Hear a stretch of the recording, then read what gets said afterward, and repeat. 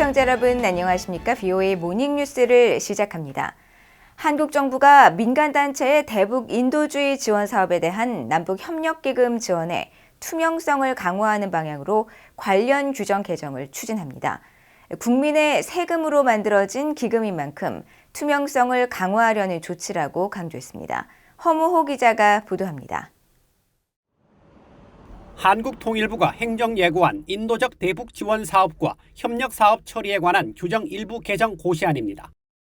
세금으로 조성된 남북협력기금 사업을 투명하게 집행하고 연간 지원 기준을 강화하는 내용 등을 담고 있습니다. 개정안에 따르면 협력기금의 지원 기준이 현행 연 3회 한도 전체 사업비의 70% 범위에서 연 1회 한도 전체 사업비의 50% 범위로 바뀝니다. 지원 대상은 현행 단체와 지방단체에서 단체로 변경해 지방단체가 제외됩니다. 지원 사업의 현장 접근이 어렵다고 판단되는 경우에도 기금을 지원하지 않을 수 있도록 했습니다. 코로나 사태로 북한이 국경을 봉쇄했을 때처럼 인도적 지원 사업의 현장 모니터링이 불가능하고 투명성이 확보되지 않으면 기금을 지원하지 않겠다는 취지입니다.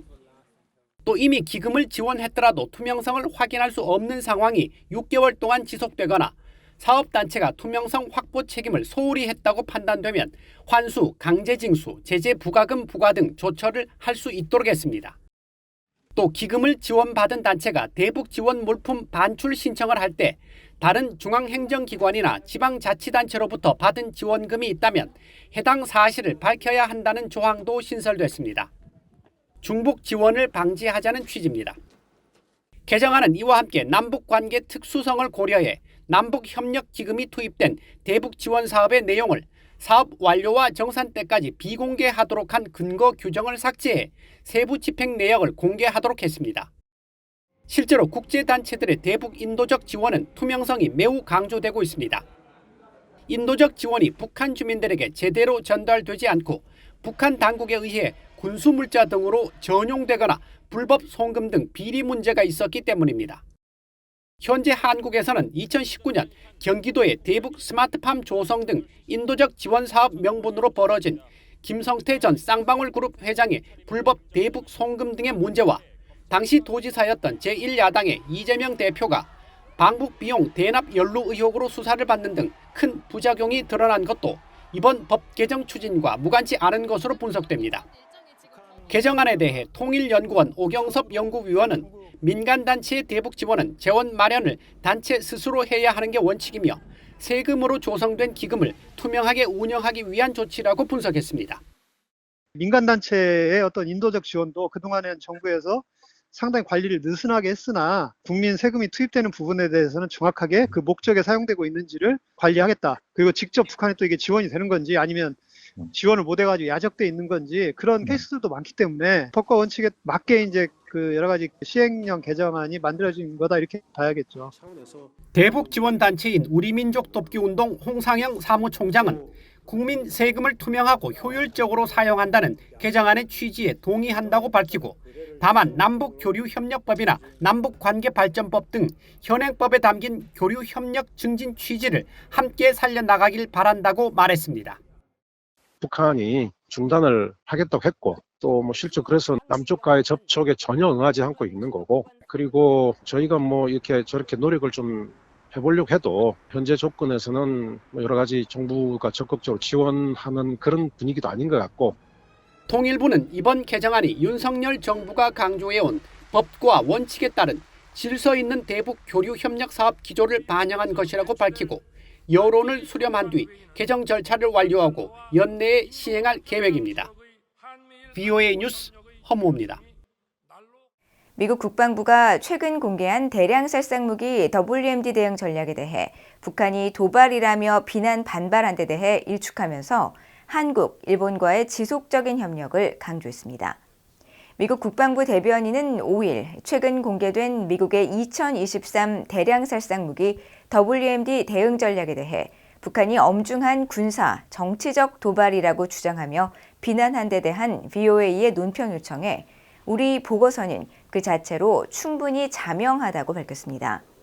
이어 우리는 북한의 군사 프로그램이 제기하는 위협과 한국과 일본에 대한 방위 공약, 그리고 영내 평화와 안정을 수호하기 위한 우리의 헌신에 대해 매우 분명히 해왔다면서 우리는 북한의 위협에 대처하고 한반도의 완전한 비핵화라는 공동의 목표를 진전시키기 위해 한국, 일본 정부와 계속 협력할 것이라고 강조했습니다.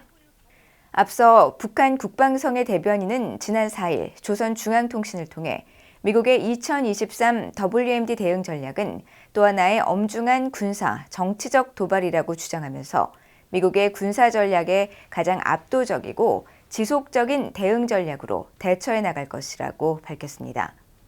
미국 국방부는 지난달 28일 9년 만에 발표한 WMD 대응 전략에서 북한이 자체 핵무기와 탄도미사일 전력을 우선시해온 점을 지적하며 북한을 지속적인 위협으로 지목했습니다. 한국의 한덕수 국무총리는 미한동맹은 한반도의 자유와 평화를 수호하고 한국의 경제 기적을 이루는 버팀목이 됐으며 안보 파트너십의 범위를 넘어 산업과 과학기술, 문화, 정보에 이르기까지 협력의 범위와 깊이가 대폭 확장됐다고 밝혔습니다. 한 총리는 6일 한국의 연합뉴스가 주최한 한미동맹 70주년 기념 사진전에 참석해 축사를 통해 캠프 데이비드에서 있었던 역사적 미한일 정상회담으로 삼국 간의 강력한 가치 연대가 이루어졌다고 강조하고 한국 정부는 인류 보편의 가치를 지키는 강력한 연대를 통해 세계의 자유와 평화에 이바지할 것이라고 밝혔다고 연합뉴스가 보도했습니다. 보도에 따르면 한 총리는 동북아를 비롯한 글로벌 안보 환경이 북한의 핵미사일 고도화와 우크라이나 전쟁 등으로 크게 위협받고 있다며 특히 지난달에 있었던 러시아와 북한의 회담으로 두 나라의 군사협력에 대한 국제사회의 우려가 고조되고 있다고 지적했습니다. 그러면서 한국 정부는 우방국들과의 강력한 연대를 통해 평화를 위협하는 어떤 도발에 대해서도 단호히 대처할 것이며 가까운 이웃인 중국과의 관계도 상호 존중과 신뢰를 바탕으로 건강하고 성숙한 관계로 발전시켜 나가기로 했다고 밝혔습니다. 한국 외교부의 이준일 북핵 외교기획단장이 국제원자력기구 IAEA와 포괄적 핵실험 금지기구 CTBTO의 고위 당국자를 만나 북핵 문제와 관련해 적극적인 역할을 당부했다고 한국 외교부가 밝혔습니다. 한국 외교부에 따르면 오스트리아 빈을 방문 중인 이 단장은 6일 포괄적 핵실험 금지기구 CTBTO의 로버트 플로이드 사무총장을 만나 북한의 핵실험 등 도발을 저지하고 완전한 비핵화를 위한 한국의 노력을 설명하고 북한의 실제 핵실험 시 신속 대응과 국제사회의 규탄 여론 조성을 주도할 것을 요청했습니다. 이에 대해 플로이드 사무총장은 CTBTO가 한국을 포함한 국제사회와 긴밀하게 협력하면서 북한의 핵실험장에 대한 24시간 감시 체계를 유지 중이라고 말하고 북한의 추가 핵실험 중단을 촉구했습니다.